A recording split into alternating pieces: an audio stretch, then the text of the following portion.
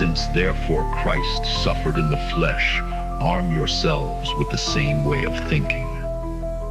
For whoever has suffered in the flesh has ceased from sin, so as to live for the rest of the time in the flesh, no longer for human passions, but for the will of God. For the time that is past suffices for doing what the Gentiles want to do, living in sensuality, passions, drunkenness, orgies, drinking parties, and lawless idolatry. With respect to this, they are surprised when you do not join them in the same flood of debauchery, and they malign you. But they will give account to him who is ready to judge the living and the dead. For this is why the gospel was preached even to those who were dead, that though judged of the flesh the way people are, they might live in the spirit the way God does. The end of all things is at hand. Therefore be self-controlled and sober-minded for the sake of your prayers. Above all, keep loving one another earnestly, since love covers a multitude of sins. Show hospitality to one another without grumbling. As each has received a gift, use it to serve one another. As good stewards of God's varied grace, whoever speaks, as one who speaks oracles of God.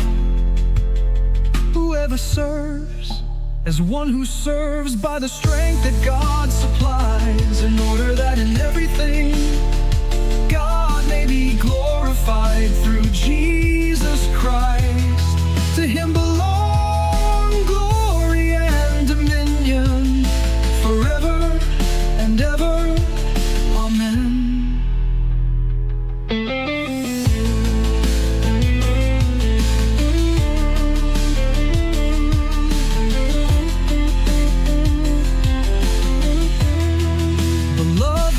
Not be surprised at the fiery trial when it comes upon you to test you, as though something strange were happening to you.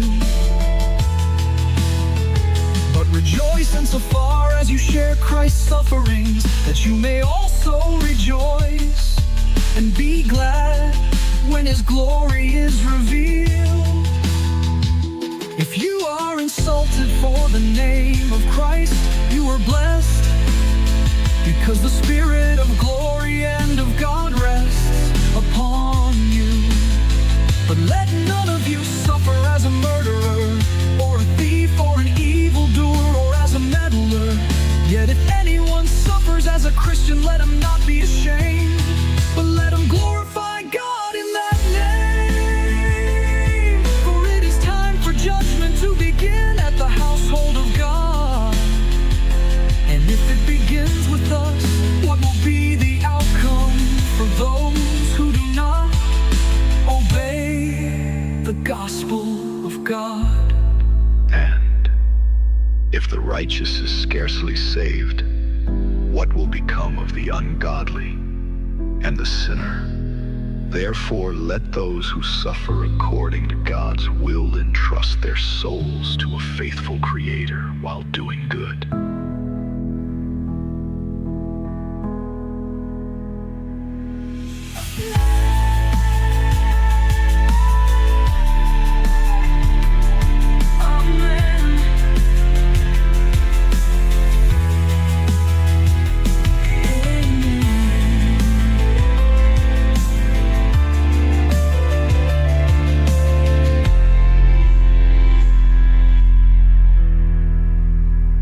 If the righteous is scarcely saved, what will become of the